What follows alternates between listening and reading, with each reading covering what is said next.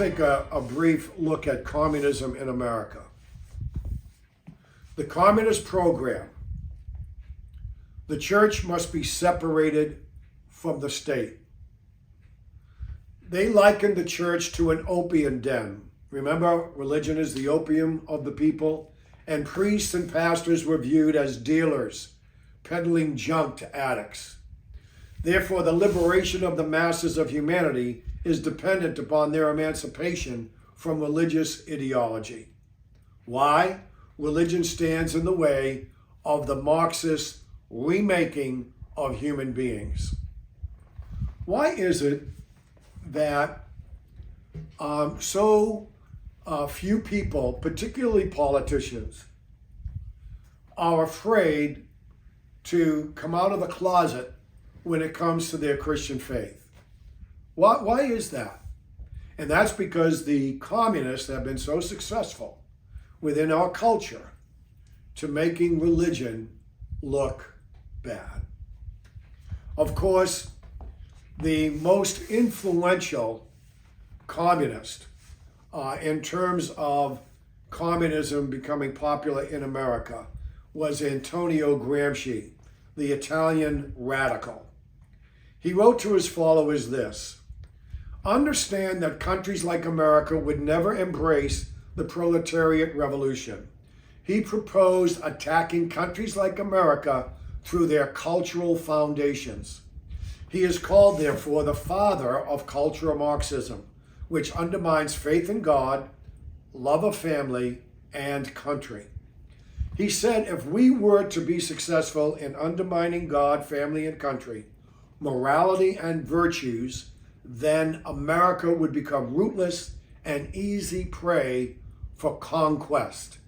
Notice the word he used: conquest. He said, ridicule morality, decency, and virtue, and to denigrate the institutions of marriage and family, to attack America's heroes and replace with criminals like George Floyd, rock stars, and Hollywood favorites. This is just a note that I think you'd find interesting. They had what was known as the National Negro Commission. And what they did, they convinced communist women to be used as prostitutes to service high-ranking blacks in order to spy on them and make sure they were towing the line set by Moscow. And why? Because the people in Moscow, following Marx himself, were racist. As a matter of fact, Marx in his writings used the N-word over and over and over again. Their strategy was the Trojan horse tactic, a tactic of deceit. They even recruited ministers and pastors to get involved with their war protests and other social justice outreaches. They were all, as they referred to them, dupes. Johnson said this, that the main purpose of this educational process of religious leaders is for the overthrow of the government of the United States. Why? Because they understood very well, without subverting the millions of people in churches, their revolution was unthinkable. This is working because a majority of pastors will not address the evils of wokeism and all the other critical theories that get caught under that umbrella today. They are because these pastors are obedient to Lenin's edict of the separation of church and state, and they have betrayed their oath of ordination in doing so. Bella Dodd was a communist activist. She was very active in Teachers Union. Oh, by the way, she would later be converted, and I believe through the ministry of Bishop Sheen, though I'm not absolutely sure of that, but I believe that's true. And this is a quote from her. This man by the name of Trachtenberg, a leader in the communist Party of America, once said to her that when communism came to America, it would come under the label of progressive democracy. It will come in labels acceptable to the American people. Have you noticed that the Democrat Party never refer to our political arrangement as a republic? For that is what it is. Rather, they always talk about democracy. And of course, whenever they use the word democracy, they're talking about authoritarianism, is what they're talking about. Pope Paul the Sixth said the smoke of Satan, and what he meant by that, communism, has entered the church. Marx desired to ruthlessly criticize all that exists, to blow up traditional absolutes, and to invent an entirely new order. As a matter of fact, his maxim was, criticize everything ruthlessly. And there are so many followers that got embedded in all of our institutions over the next almost now 100 years. And the author of one of the books that I'm referring to, Paul Nyhan, he had a chapter where he calls the world's wickedest: minions, pagans, weirdos, radicals.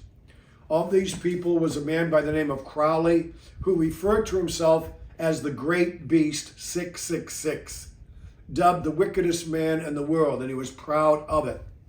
Durante, the journalist for the New York Times, a man by the name of Hay, Reich, Benjamin, Alinsky, Millet, and the Frankfurt School. They were legion. The Communist Party of the United States was a hotbed of sickos, said a man whose last name was called Schwartz, who was a former communist and today now a Sufi Muslim. Walter Durante was the New York Times reporter in the USSR. He covered over all of the evil. He covered over the famine in Ukraine that was done during the 30s under Stalin. Malcolm Muggeridge, the great British journalist, who was a journalist for over 50 years, called Durante the greatest liar of any journalist I have met in 50 years of journalism. Joseph Alsop, who himself was an esteemed man of the left, denounced Durante as a fashionable prostitute for communists. By the way, Durante and Crowley were not only opium users, but they practiced occult rituals and perverse sexual acts. As a matter of fact, Crowley actually put together a satanic mass where they would conduct rituals and perverse sexual acts during it. Another one of these sickos, as Schwartz would refer to them, was a man by the name of Hay, who was the founder of Gay Liberation and a supporter of NAMBLA, North America Man Boy Love Association. Followed by the Frankfurt School. The author calls the Frankfurt School a veritable devil's den of derangement, all about culture and sex. And among them were George Lucas, Herbert Marcuse, Max Horkheimer, Theodor Adorno, Erich Fromm, Franz Neumann, the Soviet spy Richard Sergey, William Reich, Walter Benjamin, and others. And what were their goals? To remake society through the eradication of traditional norms and institutions. Progressive taxation, that is, redistribution of wealth, psychology, sociology, especially Freudian sexuality, called Freudo-Marxism. They wanted to infiltrate the academy, the arts, the media, and film that would be the garden for their seeds of destruction. And today, we are reaping the whirlwind. When God and tradition and ancient norms are said to no longer exist, anything and everything is permissible. That's a quote from Dostoevsky. And G.K. Chesterton said that when people stop believing in God, it's not that they stop believing or that they believe in nothing, but rather they will believe anything. Critical theory is Marxism operating on the cultural front. And there's all kinds of critical blah blah theory, critical race theory, critical power theory, critical gender theory. The list goes on and on and on. And what did they focus in on? And what are examples of that? Gender studies, queer theorists, intersectionality. And oh, by the way, to paraphrase Bill Clinton, it's the culture, stupid. Jason A. Josephson Storm published a book on critical theory in 2017. And this is what he says. He located the origins of much of critical theory in the occult milieu of the fin de siècle, France and Germany, where an alternative to modernity arose in reference to spiritualism, paganism, hermeticism, mysticism, and magic.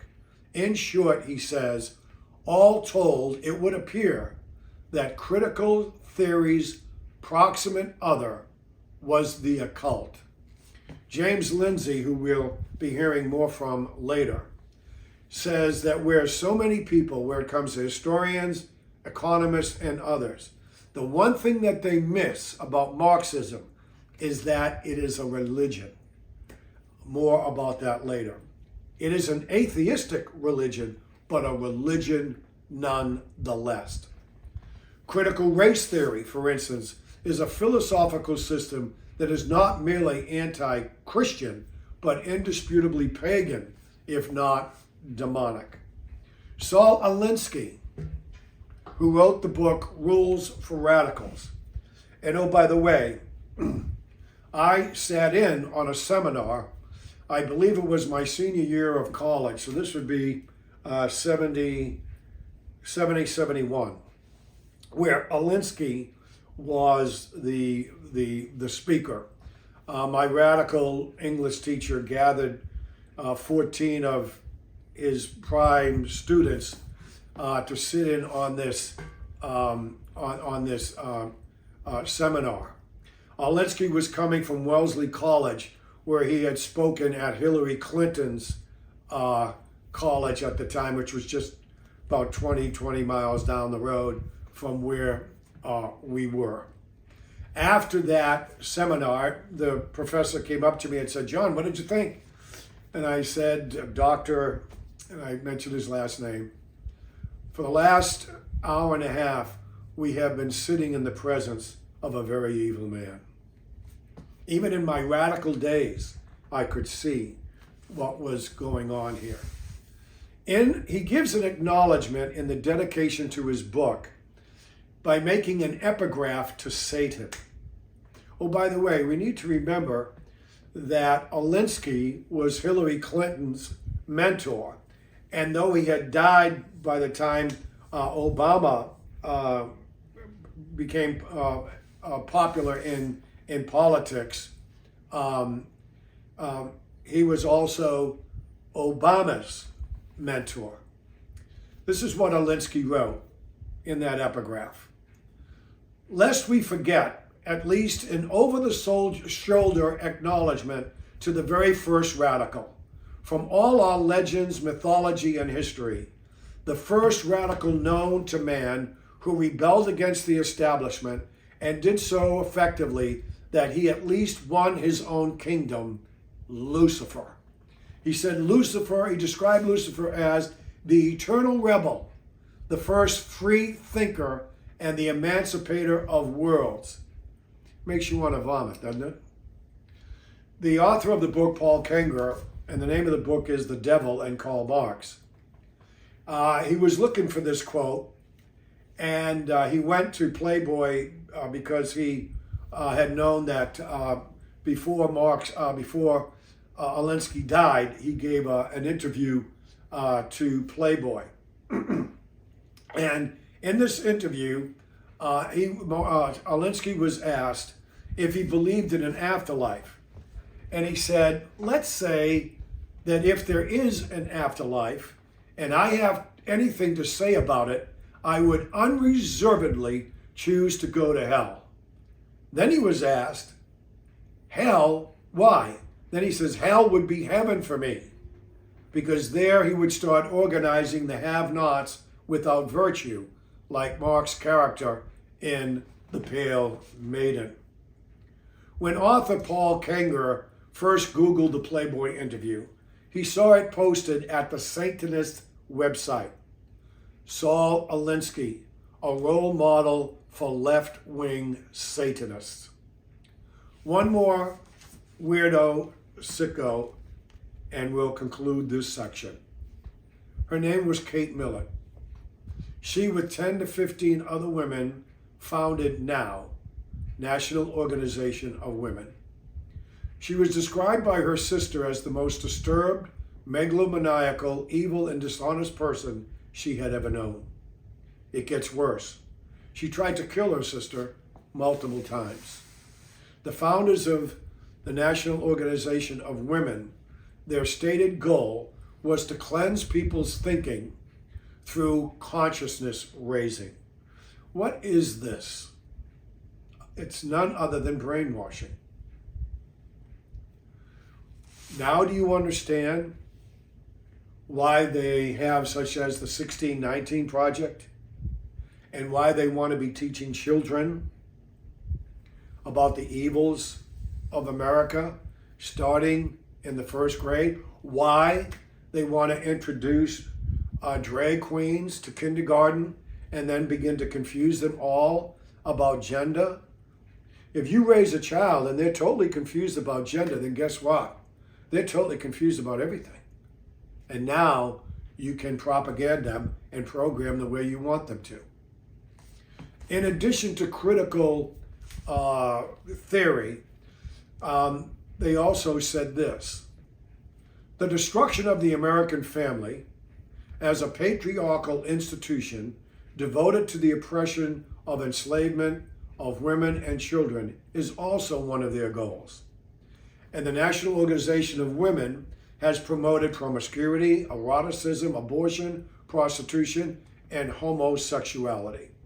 Antonio Gramsci would be very proud. Their goal: infiltrate every institution, universities, media, schools, PTAs, teachers' unions, city and state governments, library systems, executive branches, judiciaries, and legislatures. And friends, they did. And theirs was not the only group that formed and set out to do the same thing. They were legion.